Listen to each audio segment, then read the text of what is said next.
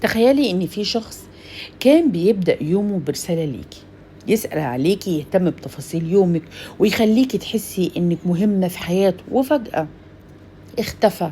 لا خناقة ولا خلاف ولا حتى كلمة أنا مش عايزة أكمل.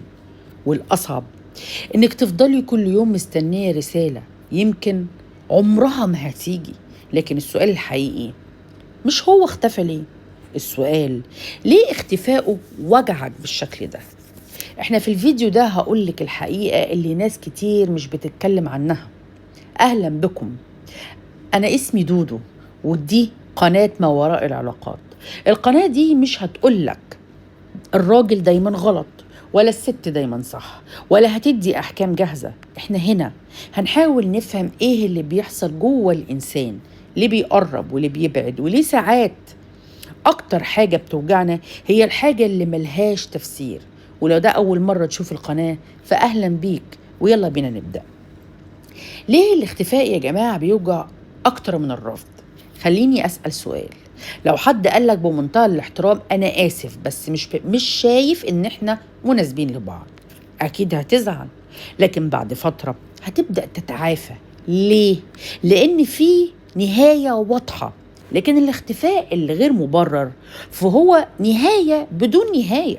عقلك يفضل كل يوم يدور على إجابة، يمكن مشغول، يمكن زعلان، يمكن حصل له حاجة، يمكن. وهنا يبدأ التعب الحقيقي. في بنت اسمها سارة كانت مرتبطة بشخص لمدة 5 شهور، كل يوم رسايل، كل يوم اهتمام، وفجأة اختفى.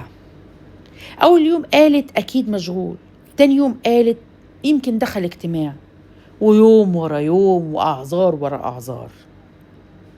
ليه بيختفي فجأة بعد ما كان بيهتم بيكي؟ خليني أسأل سؤال. عمرك قابلت شخص في البداية كان بيعمل كل حاجة عشان يقرب منك وفجأة بقى شخص تاني؟ الرسائل قلت والمكالمات اختفت والاهتمام بقى بارد، وانت فضلتي تسألي نفسك أنا عملت إيه غلط؟ لكن الحقيقة مش كل اختفاء سببه واحد. تعالي نفهم أشهر الأسباب. السبب الأولاني الاهتمام يكون انتهى. في ناس بتكون متحمسة جدا في البداية، تكلمك بالساعات، تبعت لك عشرات الرسائل، تحسسك انك اهم شخص في حياتها. لكن بعد فترة بتكتشف ان ده كان مجرد حماس البداية، ولما الحماس يهدى يختفي الاهتمام. وده مؤلم لانه خلاك تصدقي ان ده هو طبعه الحقيقي. في حاجة بتبقى ورا التصرفات. الفرق كبير بين الانبهار والالتزام. أي شخص يقدر يبدأ بقوة، لكن مش أي شخص يقدر يكمل بنفس الاهتمام. السبب التاني بيخاف من المواجهة. في ناس يا جماعة بدل ما تيجي وتقول أنا مش قادر أكمل بتختفي. ليه؟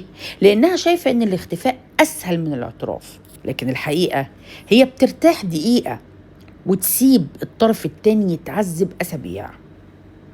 واحدة كانت بتحكي كنت كل يوم أقول أكيد هيرد بكرة، وبكرة بقى أسبوع، والأسبوع بقى شهر، وفي الآخر اكتشفت إنه بدأ حياة جديدة مع واحدة تانية أساساً، ومن غير ما يقول كلمة واحدة.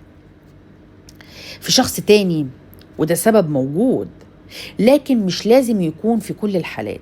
أحيانا الشخص يتعرف على حد جديد ويبدأ يبعد بهدوء بدل ما ينهي العلاقة باحترام، وده تصرف غير ناضج لأن الوضوح أرحم بكتير من التعلق. كان بيحب الإحساس، ده سبب مش العلاقة. في ناس بتحب إنها تكون محطة الاهتمام، تحب الرسائل، تحب الإعجاب، لكن أول ما العلاقة تحتاج مسؤولية هوب يختفي، لأنها كانت بتدور على إحساس مش على شريك حياة. كان بيختبر حدودك. أوقات الشخص يختفي وبعدين يرجع عادي جدا، يشوف هتعملي ايه، هتجري وراه ولا هتحفظي على كرامتك. لكن خلي بالك مش كل تأخير في الرد يبقى اختبار. عشان كده بصي على النمط، هل ده بيتكرر ولا حصل مرة بسبب ظروف حقيقية؟ وده فرق مهم جدا. الخلاصة يا جماعة، أكبر غلطة ممكن تعمليها إنك تفسري كل حالة بنفس الطريقة. ممكن يكون الشخص فقد اهتمامه، ممكن يكون بيهرب من المواجهة، ممكن يكون عنده ظروف حقيقية. عشان كده احكمي على السلوك المتكرر مش على موقف واحد. لكن حتى لو عرفنا السبب لسه في مشكلة أكبر. لأول حاجة بنعملها إننا نجري ورا الشخص اللي بيختفي، وليه التصرف ده غالبا بيخليه يبعد أكتر. ده اللي هنتكلم عنه في الفصل اللي جاي. لكن استني، احنا افترضنا طول الحلقة إن الشخص اختفى وخلاص انتهت القصة. بس ماذا لو قلتلك إن في ناس كتير بترجع بعد أسبوع أو بعد شهر، وأوقات كمان بترجع بعد سنة كاملة. يرجع وكأنه مختفاش أصلا ويقولك كنت بمر بظروف أو وحشتيني. هنا بيبدأ أصعب اختبار، مش اختبار إنه اختفى، لأ، اختبار إنه رجع. هل تصدقي كلامه ولا تصدقي أفعاله؟ هل تفتحي ليه الباب من جديد ولا تقفليه للأبد؟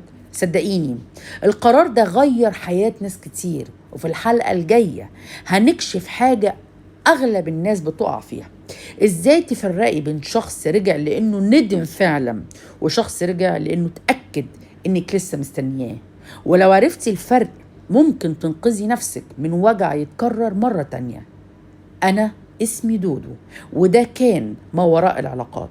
أشوفكم في الحلقة الجاية.